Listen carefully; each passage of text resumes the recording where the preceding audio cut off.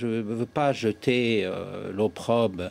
Elle a été très critiquée assez durement parce qu'elle a un caractère assez tranché, c'est le moins qu'on puisse dire, et qu'elle était sur une ligne, comme on l'a vu là encore récemment, de conviction très forte qui s'ajoutait à son côté, oui, précisément assez brutal.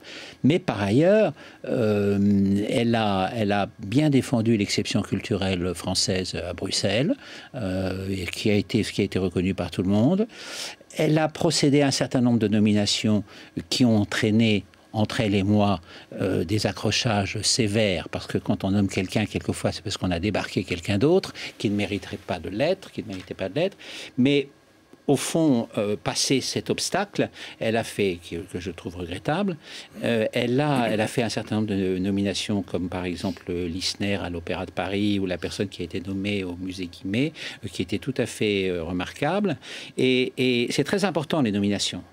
Vous dirigez un ministère de la Culture, vous avez besoin de deux choses. Vous avez besoin de la confiance du président de la République en permanence et de réussir vos nominations, parce que les nominations, c'est ce qui donne l'élan à tout l'ensemble de la machine, si tant est que le ministère de la Culture est aussi une machine. Alors le problème, c'est est-ce qu'elle avait la confiance du président de la République? Et le vrai problème, c'est que le président de la République ne s'intéresse pas beaucoup à la culture. Et que la clé d'un bon ministre de la Culture, c'est d'avoir la confiance absolue du président de la République. André Malraux avait la confiance absolue du général de Gaulle, Jacques Lang avait la confiance absolue de François Mitterrand, Michel Guy a eu pendant longtemps la confiance absolue de Valéry Giscard d'Estaing. Moi, j'avais la confiance de Nicolas Sarkozy, qui, contrairement à ce que beaucoup de gens ont dit, n'avait peut-être pas le même appétit culturel que les prédécesseurs, mais avait un vrai respect pour la culture.